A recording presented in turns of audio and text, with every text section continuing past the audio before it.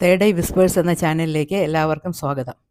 ഇന്ന് നോക്കുന്നത് 2025 ജൂലൈ മാസം ലിയോയ്ക്ക് വേണ്ടിയുള്ള ജനറൽ റീഡിംഗ് ആണ്. ഈ ചാനൽ ആദ്യമായി കാണുന്നവർ തുടർന്നും വീഡിയോസ് കാണുന്നതിനായി സബ്സ്ക്രൈബ് ചെയ്യുക. പേഴ്സണൽ റീഡിംഗ് ആവശ്യമുള്ളവർ സ്ക്രീനിൽ കൊടുത്തിട്ടുള്ള നമ്പറിൽ ബന്ധപ്പെടുക. നമുക്ക് ലിയോയുടെ റീഡിങ്ങിലേക്ക് കിടക്കാം. നമുക്ക് കിട്ടിയിരിക്കുന്ന കാർഡുകൾ devil, page of wands, king of cups, ace of swords, ace of pentacles. ഇത്തരം കാർഡുകളാണ് കിട്ടിയിട്ടുള്ളത്. ജൂലൈ മാസത്തെ പൊതുവായിട്ട് പറയുകയാണെങ്കിൽ നിങ്ങളുടെ ജീവിതത്തിൽ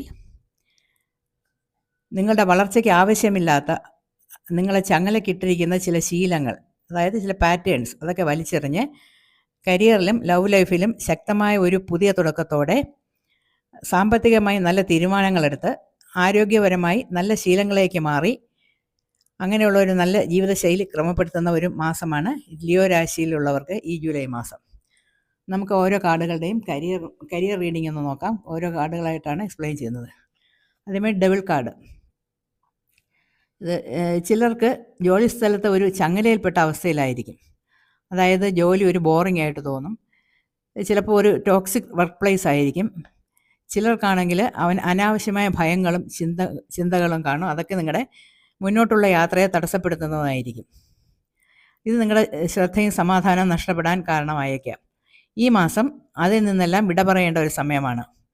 അതായത് ജോലിയിൽ നിന്ന് വിട പറയേണ്ട കാര്യമല്ല, നിങ്ങളുടെ പാറ്റേൺസ് അല്ലെങ്കിൽ ശീലങ്ങൾ, ഭയപ്പെടുത്തുന്ന ചിന്തകൾ, ഇതിൽ നിന്നൊക്കെയാണ് വിട പറയേണ്ടത്. ഡെവിൾ കാർഡ് കാണുമ്പോൾ നമ്മൾ പെട്ടെന്ന് അങ്ങ് ഭയപ്പെടേണ്ട ആവശ്യമില്ല. നമ്മൾക്കുള്ള ചില ശീലങ്ങളിൽ നിന്നും നമ്മളെ ഒരു ബോണ്ടേജിൽ ഇട്ടിരിക്കുന്ന, ചങ്ങലപ്പെട്ടിട്ടിരിക്കുന്ന ഒരു ശീലങ്ങളിൽ നിന്നും നമ്മൾ അതിൽ നിന്ന് മാറണമെന്നാണ് കാണിക്കുന്നത്. നമ്മളിപ്പോൾ ഒരു സ്ഥലത്തേക്ക് പോകുമ്പോൾ മഴക്കാറുണ്ടെങ്കിൽ നമ്മളടുത്ത് കുട എടുത്ത് പിടിക്കാറില്ല. അതുപോലെ ഈ മാസം നമുക്ക് അങ്ങനെ ചീത്തയായിട്ട് തോന്നുകയാണെങ്കിൽ നമ്മൾ അതിൽ നിന്നും മാറി പോസിറ്റീവായിട്ട് വരാനുള്ള കാര്യങ്ങളാണ് ചെയ്യേണ്ടത്. ഇനി അടുത്ത കാർഡ് പേജ് ഓഫ് വാൻസ്. നിങ്ങളുടെ കരിയറിനെ കുറിച്ച് എന്താണ് പറയുന്നത് നോക്കാം. ഈ മാസം നിങ്ങൾക്കൊരു യൂത്ത്ഫുൾ എനർജി ആയിരിക്കും. അതായത് നിങ്ങളെ ആവേശഭരിതരാക്കുന്ന അല്ലെങ്കിൽ നിങ്ങളെ മോട്ടിവേറ്റ് ചെയ്യുന്ന ഒരാശയം ചിലർക്കുണ്ടാകാൻ സാധ്യതയുണ്ട്. ചിലർക്കതൊരു പുതിയ ജോലിയോ ഒരു പുതിയ സംരംഭമോ ആയിട്ടായിരിക്കും. അല്ലെങ്കിൽ നിലവിലുള്ള ശീലങ്ങൾ, നല്ലതല്ലാത്ത ശീലങ്ങൾ മാറ്റാനുള്ള ഒരു ഉത്സാഹമൊക്കെ വരും.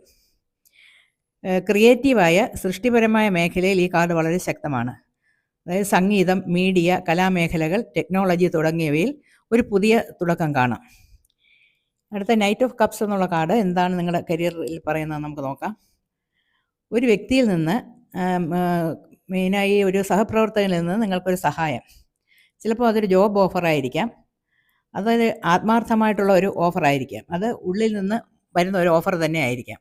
അപ്പോൾ അത് മനസ്സിലാക്കി അതിന് നിങ്ങളുടെ ഇൻറ്റ്യൂഷൻ ഉപയോഗിച്ചിട്ട് യെസ് പറയുക. അടുത്ത ഏസ് ഓഫ് സോർട്സ് എന്താണ് പറയുന്നത് നോക്കാം. നിങ്ങൾക്ക് ആവശ്യമുള്ള ഒരു കാര്യത്തെക്കുറിച്ചുള്ള ഒരു ക്ലാരിറ്റി, ഒരു വ്യക്തത നിങ്ങൾക്ക് കിട്ടും. ഒരു ഇൻ്റർവ്യൂ അറ്റൻഡ് ചെയ്യുന്നതിനും അല്ലെങ്കിൽ ഒരു പ്രസൻറ്റേഷനൊക്കെ ചെയ്യുന്നതിനും കരാറുകൾ ഒപ്പിടുന്നതിനും ടെക്നോളജി അല്ലെങ്കിൽ കമ്മ്യൂണിക്കേഷൻ റിലേറ്റഡ് കാര്യങ്ങളൊക്കെ ലോഞ്ച് ചെയ്യുന്നതിനുമൊക്കെ നല്ലൊരു സമയമാണിത് എന്നാണ് ഏസ് ഓഫ് സോർട്സ് പറയുന്നത്. അടുത്ത ഏസ് ഓഫ് പെൻറ്റക്കിൾസ് എന്താണ് പറയുന്നത് നോക്കാം. തൊഴിൽ മൂലം സ്ഥിരമായ വരുമാനം, ഇൻ്റർവ്യൂ ഫലം, ചിലർക്ക് സ്വന്തമായ ഒരു സംരംഭം തുടങ്ങാനുള്ള അവസരം, ഇതൊക്കെ ഏസ് ഓഫ് പെൻറ്റക്കിൾസ് പറയുന്നുണ്ട്. ഇതൊരു സാമ്പത്തിക സ്ഥിരത നിങ്ങൾക്ക് നൽകുന്നു. ഇതിൻ്റെ ഈ തുടക്കം ഒന്ന് ചെറുതായിരിക്കും, എന്നാലും ഈ നേട്ടം ദീർഘകാലത്തേക്ക് ഉള്ളതായിരിക്കും. അപ്പം നമുക്ക് കരിയറിൻ്റെ ഒരു സമ്മറി പറയുന്നത്, ടോക്സിക് ആയിട്ടുള്ള വർക്ക് പ്ലേസിൽ നിന്നും മാറി നിൽക്കാനുള്ള നമ്മുടെ അങ്ങനെയുള്ള ചങ്ങലകളൊക്കെ പൊട്ടിച്ചെറിഞ്ഞ് നമ്മൾ ഫ്രീ ആക്കുക, നമ്മുടെ ശീലങ്ങൾ മാറ്റുക. പിന്നെ നല്ലതെന്ന് തോന്നുന്ന പുതിയ അവസരങ്ങൾ അത് തിരിച്ചറിഞ്ഞിട്ട് അതിന് യെസ് പറയുക.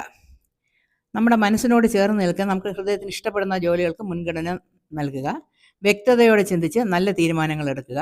തുടക്കം ചെറുതാണെങ്കിലും നിങ്ങളുടെ കരിയറിന് ഇതൊരു പുതിയ വഴികാട്ടിയായിരിക്കും.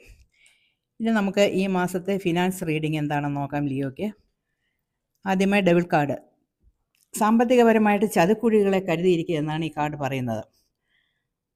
അതായത് നമ്മൾ ഓവർ സ്പെൻഡിങ്, ബഡ്ജറ്റിന് പുറത്തുള്ള ചിലവുകൾ, കടങ്ങൾ, അല്ലെങ്കിൽ അൺഎത്തിക്കലായിട്ടുള്ള, അതായത് നേർവഴിയിലല്ലാതെയുള്ള പണസമ്പാദനം, പൈസയോടും മെറ്റീരിയൽസിനോടുമുള്ള അൺഹെൽത്തി ആയിട്ടുള്ള അറ്റാച്ച്മെൻറ്റ്, ഇൻപൾസീവ് പർച്ചേസസ്, ഇതൊക്കെ ഈ മാസം വരാൻ സാധ്യതയുണ്ട്. ഇമ്പൾസീവ് പർച്ചേസ് എന്ന് പറഞ്ഞാൽ ആവശ്യമില്ലാത്ത ചിലവുകൾ, നമ്മുടെ ഈഗോ സാറ്റിസ്ഫൈ ചെയ്യത്തക്ക തരത്തിൽ ഒരാൾ എന്തെങ്കിലും ഒരു സാധനം വാങ്ങിക്കുമ്പോൾ നമുക്കും അതുപോലെ ഒന്ന് വാങ്ങണമെന്നുള്ളൊരു ചിന്തയും, പിന്നെ നമ്മുടെ ഫ്രണ്ട്സ് ആരെങ്കിലും ഒക്കെ വന്നിട്ട് നിർബന്ധിച്ച് ചില എക്സ്പെൻസ് ചെയ്യാനായിട്ട് പറയുന്നത്, അതൊക്കെയാണ് ഇമ്പൾസീവ് പർച്ചേസ്. അപ്പോൾ അതിനെയൊക്കെ കരുതിയിരിക്കണം.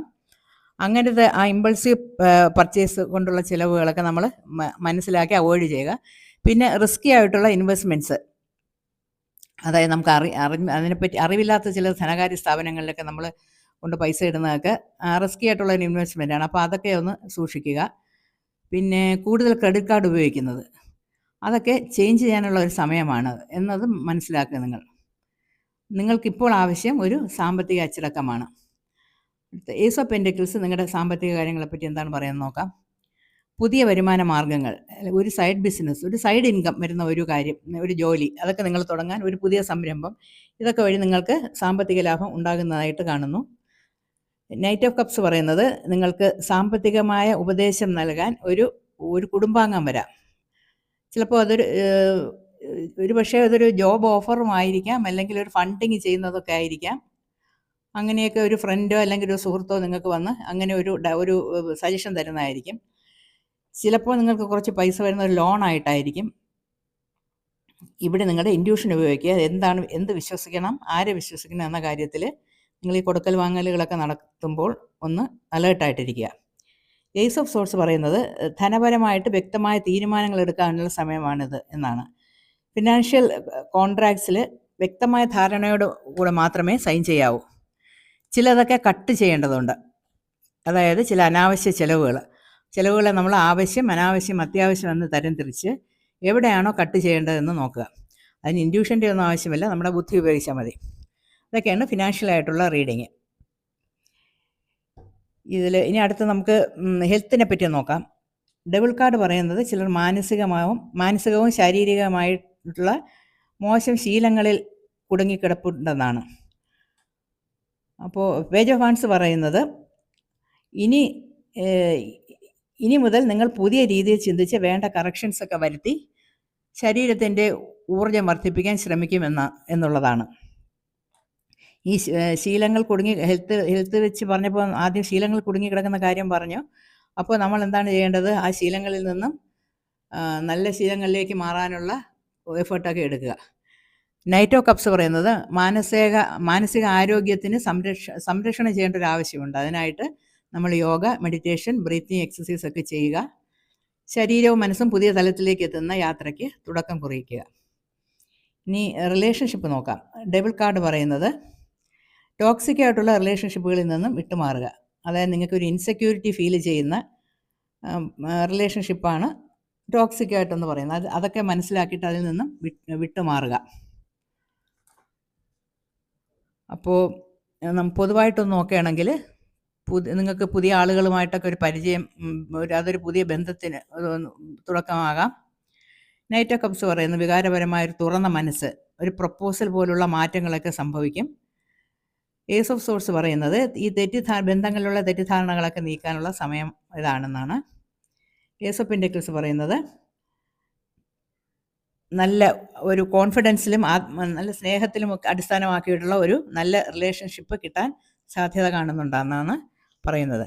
അപ്പം പൊതുവെ പറയുകയാണെങ്കിൽ ഒരു നല്ല ജീവിതശൈലി ക്രമപ്പെടുത്തി നല്ല രീതിയിലേക്ക് മാറാനുള്ള കുറേ കാര്യങ്ങൾ നിങ്ങൾ ഈ മാസം ചെയ്യേണ്ടതുണ്ട്. അങ്ങനെ ഈ മാസത്തിൽ നിങ്ങൾക്ക് നല്ല ഫലങ്ങളായിട്ട് തന്നെ ഇരിക്കുന്നു. ഇത്രയൊക്കെ തന്നെയാണ് ഈ മാസത്തേക്കുള്ള, ജൂലൈ മാസത്തേക്കുള്ള ലിയോയ്ക്കുള്ള റീഡിങ്. ഇനി അടുത്ത ഒരു റീഡിങ്ങുമായിട്ട് ഉടനെ തന്നെ നമുക്ക് വീണ്ടും കാണാം. പേഴ്സണൽ റീഡിംഗ് ആവശ്യമുള്ളവർ സ്ക്രീനിലെ നമ്പറിൽ കോൺടാക്റ്റ് ചെയ്യുക. എല്ലാവർക്കും ഒരു നല്ല ജൂലൈ മാസം ആശംസിക്കുന്നു.